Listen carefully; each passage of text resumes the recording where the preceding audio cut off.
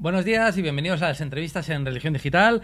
Hoy estamos de bienvenidas. Una de ellas es a Fernando Arias. Buenos días, Fernando. Buenos días, Jesús. Nuevo director de la Fundación Pluralismo y Convivencia. ¿Sustituyes a José Manuel? A José Manuel, sí, ya desde el 4 de octubre, ya llevo 3 meses y sí, hubo un cambio ahí. José Manuel se fue a otro espacio de trabajo porque ya consideraba que había hecho todo lo que podía hacer por la Fundación. Y bueno, pues me nombraron a mí, que en ese momento llevo en la Fundación desde el inicio, claro. sí, desde el año 2005, y estaba en ese momento de subdirector en la Fundación. Y hombre, nosotros lo entendemos, desde la Fundación lo entendemos como un refuerzo y un respaldo al trabajo que ha hecho la Fundación, que estuvo también dirigida por José María y por José María Contreras y después por José Manuel, ¿no? Que bueno, pues yo creo que los resultados de su trabajo ahí están, ¿no? Son bien visibles, han dado impulso a una iniciativa muy novedosa en el Estado español, ¿no? Y yo creo que poco a poco vamos consiguiendo bueno, pues entrar en un campo del pluralismo religioso e impulsar el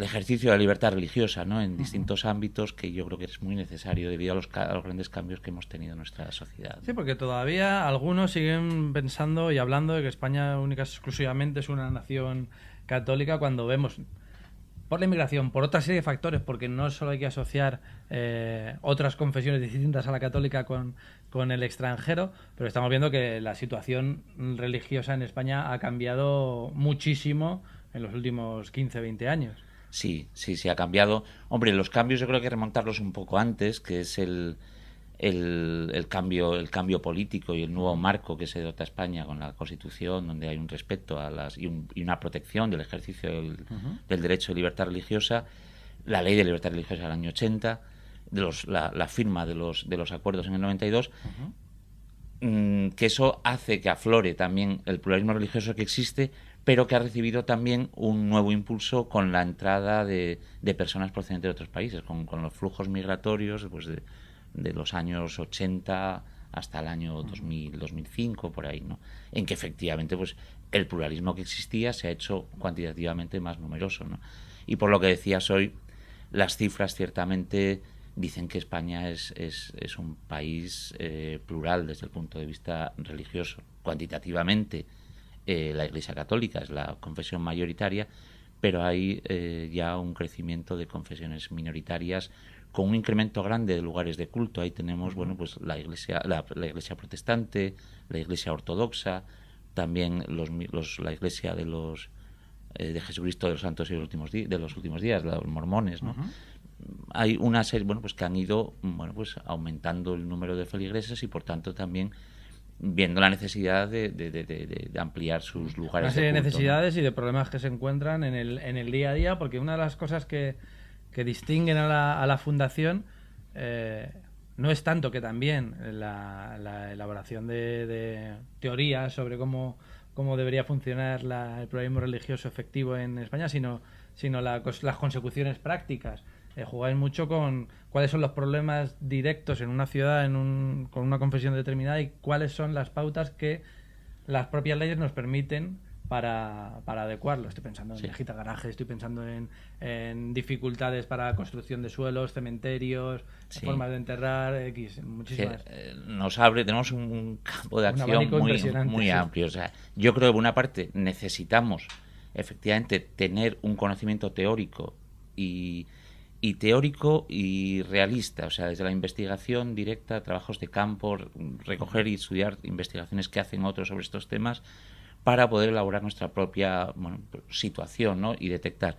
También otra cuestión que nos pone muy directamente en relación con los problemas y con las demandas que pueden tener las confesiones minoritarias es la relación que tenemos con ellos. De ahí, en el trabajo que hemos hecho, en el apoyo tanto a las estructuras como a las comunidades a través de la realización de proyectos y tal, bueno, pues vamos conociendo sus demandas y sus necesidades, ¿no?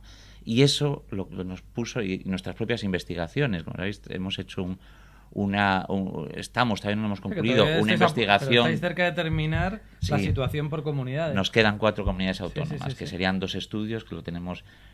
Uno de ellos se va a hacer este año y el otro tenemos que posponerlo también por cuestiones de presupuesto, ¿no? Pero la idea es poder tener todo el mapeo de España, conocer la situación en todas las comunidades autónomas, conocer la situación tanto cuantitativa como la cualitativa de las demandas y tal. Y esto a lo que nos lleva sobre todo es a la propuesta práctica de modelos de gestión pública que sean respetuosos respetuosos, que sean protectores o que defiendan el ejercicio la libertad religiosa. del derecho de libertad religiosa. Y bueno, pues efectivamente, lo que tú decías, remontando a lo que decíamos antes, que España actualmente es un país en el que hay pluralismo religioso. Sin embargo, muchas veces la gestión de ese pluralismo no está llena de clichés y de tópicos y no es tan plural, que pueden ¿no? ser entendibles, Claro. pero que ya no son Sí, es fruto de una soportables inercia. Yo creo que ahí desde no el punto de hay vista una jurídico. intención, sino Claro. muchas veces pues se abren nuevas demandas, hay un marco legislativo que sí las contempla, pero no hay esa práctica, no hay esa experiencia y bueno, pues se gestiona más por inercia que desde la... Precisamente por eso os llamáis pluralismo y convivencia. Hombre, ciertamente, o sea, si algo, son 2 palabras muy en relación, ¿no? Si algo nos tiene que abrir el pluralismo es a una mayor convivencia. Yo creo que además eso vertebra la sociedad, ¿no? Precisamente el elemento religioso creo que es un elemento importante en la sociedad, es un elemento identitario de las personas que profesan distintas confesiones.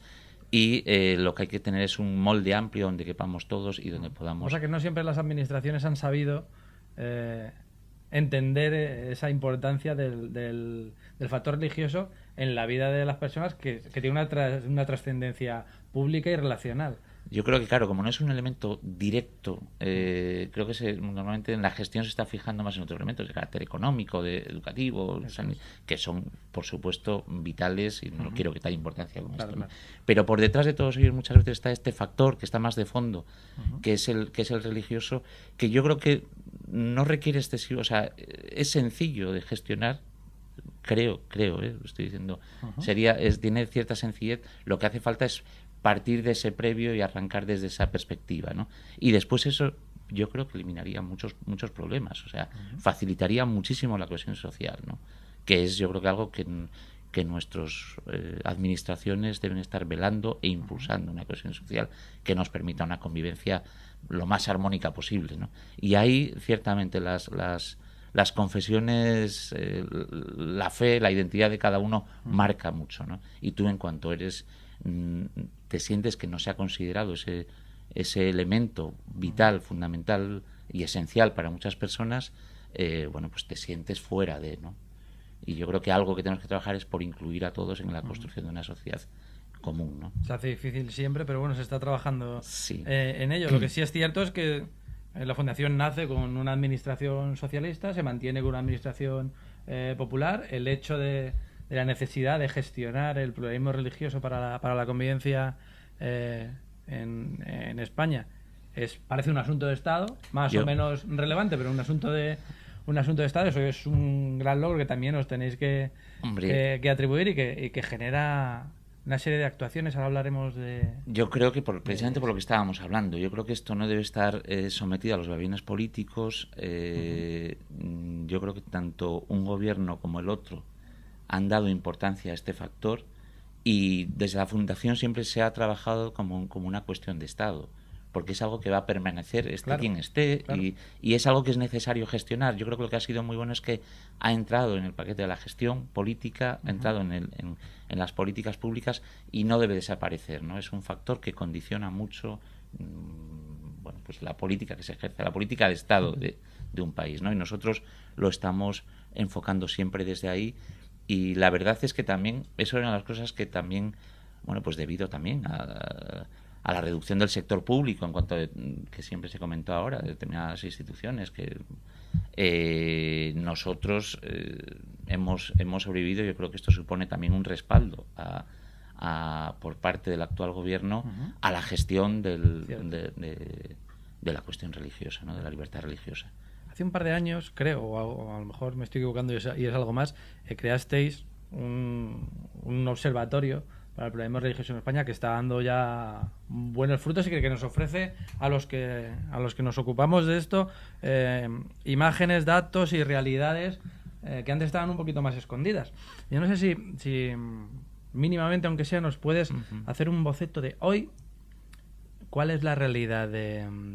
Tenemos aquí un calendario que nos marca la festividad religiosa de todas las confesiones. ¿Cuáles son las principales, más allá de judíos, musulmanes, evangélicos, cuáles son las de notorio arraigo, las principales presencias religiosas en nuestro país? Yo, ¿Sí? Has citado efectivamente el observatorio se hizo público, inició su andadura en julio de 2011, hace dos años y medio prácticamente, ¿no? Y lo que pretende el observatorio es ser un modelo de gestión público de la diversidad religiosa y que va orientado, en él participan la administración del Estado, las administraciones, las autonómicas, las administraciones, la FEM, en representación de las administraciones de los ayuntamientos y administraciones locales, y también las propias confesiones y también un grupo de investigadores, ¿no? Yo creo que tenemos su composición facilita muchísimo lo que pretende, ¿no? Desde que están los propios implicados, tanto en la gestión como en ser gestionados, ¿no? Como en el asunto que se está gestionando, ¿no? Y va dirigido fundamentalmente, ahí, bueno, pues hace un análisis, bueno, o traslada los mapas de nuestras investigaciones al observatorio para reflejar en cada municipio cuál es la presencia de la diversidad religiosa, lugares de culto que hay en cada uno de los municipios, etcétera, la normativa legal y también respecto a aquellos temas que en el ámbito municipal requieren una gestión, está dando unas orientaciones de gestión para que el gestor público, bien el político que le toca tomar decisiones o bien el funcionario que le toca aplicarlas, pueda en todo momento saber cómo lo puede hacer de una manera que esté ajustada a la ley problemas y a la realidad, o desafíos. efectivamente. Entonces, tú me preguntabas que cuál es ahora mismo... bueno, en España tenemos cuatro confesiones con acuerdo, el Concordato, la Iglesia Católica. Desde el año 92 han firmado un acuerdo de cooperación con el Estado los protestantes, la FEREDE, la Federación Española de Entidades Religiosas Evangélicas, la Federación de Comunidades Judías de España y la Comisión Islámica de España, que ahí salvaguarda una serie de derechos y le confiere un determinado estatus, ¿no? En la relación con el Estado. Hay 4 confesiones de notorio arraigo, que son budistas, mormones, testigos de Jehová y últimamente los ortodoxos, se ha aprobado también notorio arraigo. Y después también hay otra serie de confesiones que tienen reconocido el derecho dentro bueno, pues tanto por la Constitución como por la Ley de Libertad Religiosa, pero no tienen este reconocimiento de notorio arraigo ni el de acuerdo, normalmente porque son algo más minoritarias, no tienen la trayectoria histórica que tienen las otras y eso es lo que no les confiere. ¿Cuál es la diferencia entre notorio arraigo y acuerdos? Bueno, notorio arraigo es un previo en función sobre todo del número de miembros que tiene una determinada confesión y también por su trayectoria histórica, su presencia en nuestro país, que le reconoce el gobierno con vistas a la firma de un acuerdo. En el acuerdo ya se visibilizan, se concretan aquellos derechos que le está protegiendo. Por poner un ejemplo, los de notorio arraigo están reconocidos a todos los niveles, pero convenios tipo presencia de su religión en la educación pública, eso tiene que ser un acuerdo. La pastoral en prisiones, en hospitales eso tiene que ser un acuerdo. Hombre, podrían entrar como bueno, pues en una prisión también en función de la ley de libertad religiosa, pero no con la estabilidad con que se hace, no como un capellán o como un asistente religioso de las otras confesiones que se le reconoce, tiene este... ¿Y el camino es ir firmando acuerdos con todas, o el notorio arraigo es como una especie de... No digo de tapón ni de presa, es algo que solidifica una relación, pero ¿qué se necesita de más para firmar unos convenios? Porque entiendo las tres primeras, que eran algo histórico. Es solicitarlo al gobierno y que el gobierno acceda a esa firma, entienda que este es el camino, pero eso sí que eso son definiciones del propio gobierno. Pues las tres primeras se firmaron en el 92 y la cuarta fue... No, la primera en el 77, yo creo. En el 79 se judíos, musulmanes y evangélicos. Yo pensaba que había firmado algún tipo con ortodoxos o con budistas. Posteriormente no ha habido ninguno. Bueno, ahora están que lo soliciten. Han solicitado, el notorio arraigo fue reconocido y yo entiendo que normalmente solicitarán el acuerdo. Pero eso sí que es de política del gobierno y no tanto de gestión directa.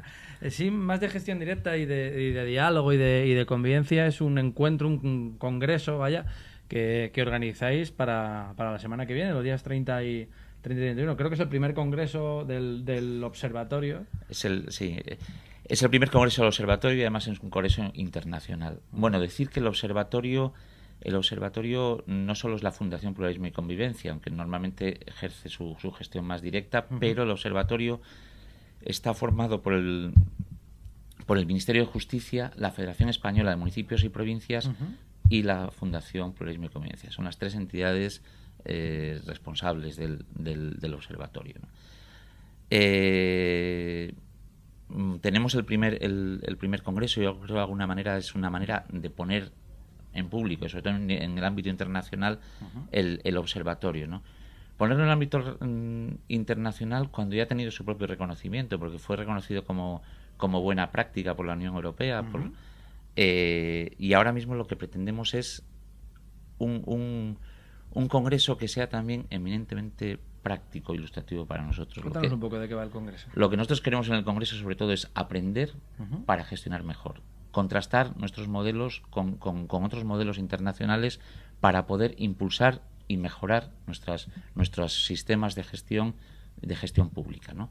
Y también con la presencia ahí de los ayuntamientos, ¿no? Porque son en el ámbito de la gestión religiosa, de la diversidad religiosa, son los espacios donde realmente se verifica y se concreta el barrio, es el lugar donde encuentran los problemas. Ahí es donde te sientas incluido o te sientes fuera, ¿no? Tenéis creo que una mesa además de distintos municipios de todo el mundo. El Congreso tiene fundamentalmente tres elementos. Por una parte, políticas públicas, tanto del nivel estatal como del ámbito local. Investigadores, también no solamente políticas públicas, también sistemas de observación y de análisis y de gestión de las políticas públicas, personas del ámbito universitario que tienen en marcha actualmente investigaciones, tanto en el nivel internacional como en España, y también las propias confesiones. Hay una mesa de los representantes de las confesiones que van a hablar también sobre cómo ven ellos y qué necesidades encuentran a la gestión pública, ¿no? Respecto a las políticas estatales, tendremos la política estatal, la de Canadá, España y Turquía. Ayuntamientos, vamos a tener también en la mesa 3 ayuntamientos internacionales, que serán los de Londres, Toronto y Singapur. Y después cinco ayuntamientos españoles, bueno, esta Ceuta, que es también ciudad autónoma, ¿no? Que se han distinguido por alguna buena práctica, que tienen en su planteamiento de gestión incluido también la gestión de la diversidad. Y van a explicar esas buenas prácticas y cómo gestionan y cómo entienden ellos y cómo organizan dentro de sus ayuntamientos la gestión de la diversidad religiosa. ¿Son el 30 y 31 dónde se celebra? Son el 30 y el 31, se celebra en Casa Árabe. Y bueno, empezará a las 9:30 de la mañana y terminará el viernes al mediodía. Sí me gustaría mencionar que este proyecto, que este congreso surge con el apoyo, se puede realizar gracias al apoyo también de distintas instituciones. Por una parte, Casa Árabe, que nos cede la casa y también nos apoya para la realización económicamente, para la realización del proyecto. El CAICID, el Centro de Diálogo Intercultural e Interreligioso Rey Abdullah, ¿no? Rey Abdullah, sí, Sí. que está en Viena y del que España es una parte de su... Los frutos de la tan famosa alianza de civilizaciones. Exactamente. Con Austria, España y Arabia Saudí. Saudí. Y las embajadas también de Canadá y de Estados Unidos colaboran en este congreso. Esperamos tener muchas expectativas. Es un espacio, yo creo que va a ser rico para el contraste de experiencias, para el aprendizaje de unos y otros. Y nosotros, nuestro objetivo fundamental, como decía, es poder implementar acciones y modelos de gestión en el ámbito municipal.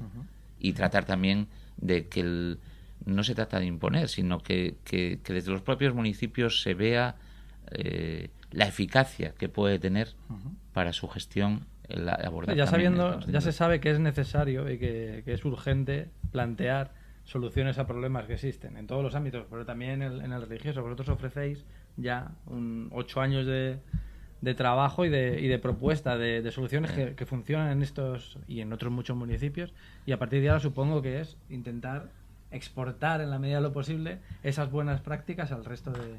Sí, queremos exportarlas hacia afuera y hacia adentro. O sea, nosotros yo creo que tenemos ya un... Sí, me refiero a exportar también en el interior de nuestro país. Y lo comento porque nosotros en este año tenemos planteado también en nuestra actividad fundamentalmente la formación.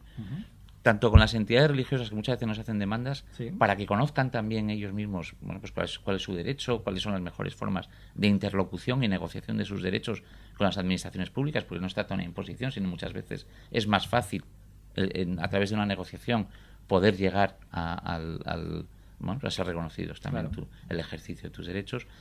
Con las administraciones públicas, sobre todo con los ayuntamientos, no con la idea de ver cuál es el problema, porque eso está definido, ya está estudiado, hay modelos, sino para que eso vaya calando y empiece a implementarse, ¿no?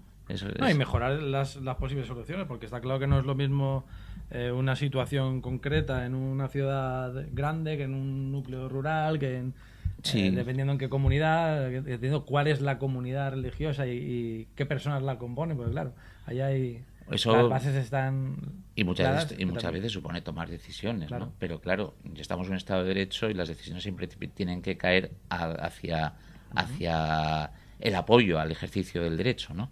Pero es verdad que los ayuntamientos se encuentran también en ocasiones con situaciones de cierto conflicto, pues porque los vecinos no entienden a lo mejor la apertura de un determinado lugar de culto, que para ellos es novedoso, que no conlleva ningún tipo de peligro ni de problema, pero ahí también hace falta un apoyo a esa confesión que en ese momento se encuentra en minoría y que además eso es pues salvaguardar el Estado de Derecho, ¿no? Y que además eso yo creo que al final no nos trae más que beneficios. Yo creo que en una situación de tal pluralidad lo que supone es una riqueza. A veces nos cuesta descubrirlo, nos tenemos que enfrentar, pero también papel de los políticos es poder tener una mirada más allá de lo que tenemos en este momento y tratar de construir una sociedad del futuro, ¿no? Y creo que en este aspecto sería, y hoy en día lo está requiriendo, ¿no? En un momento en el que probablemente el debate esté más en tonos de blancos y negros, apostar por las distintas tonalidades siempre es una riqueza, y yo creo que es necesario para el futuro. Pues Fernando, muchísimas gracias y bienvenido a la que es tu casa, como directora, a la que así viene siendo tu casa durante mucho tiempo. Nos consta que va el trabajo que inició José María, que ha seguido José Manuel, va a seguir. Es un indicador muy bueno, además, que se haya buscado a alguien de la casa para sustituir al director, que el trabajo continuará. Sabemos que es duro, que es difícil, y más en estos tiempos de crisis y de recortes, pero es absolutamente necesario. Desde aquí os queremos mostrar todo el apoyo y el reconocimiento en la medida de nuestras posibilidades. Muchas gracias. Vamos, nosotros estamos muy ilusionados con este proyecto y, hombre, yo creo que también una cosa que cuenta la fundación, que son dos grandes patrimonios que tiene. Por una parte es un equipo que lleva mucho tiempo trabajando con una riqueza, con una implicación en el trabajo y con una profesionalidad que yo creo que no hace falta decirlo, porque los resultados están ahí. No hace falta más que abrir el portal web del observatorio o otro tipo de actividades. Y también yo creo que con una actitud por parte de las confesiones de colaboración que es fundamental. O sea, esto sin las confesiones no se puede hacer. Yo creo que han entendido el proyecto, saben que tienen que estar en el proyecto. En el fondo ven que son sus propios derechos, pero también, bueno, pues en su andadura han tenido frustraciones y tienen que estar día a día también. Nosotros contamos con este apoyo de las confesiones, lo sentimos muy cerca, y yo creo que es también un acicate para nuestro trabajo, ¿no? Pues aceptando el pluralismo mejoraremos aceptando y trabajando por el pluralismo mejoraremos seguramente la convivencia. Seguro. Muchísimas gracias, Fernando, y te esperamos probablemente después del Congreso, a ti o a alguno de los miembros de la Fundación, para hablar de los frutos que ha recogido. Encantados. Nosotros les informaremos de ello desde allí y desde aquí, y ya no nos queda más que despedirte, Fernando. Muchas gracias por venir. Gracias. Y a ustedes, pues esperarles en nuevas ediciones de las entrevistas en Religión Digital. Muy buenos días.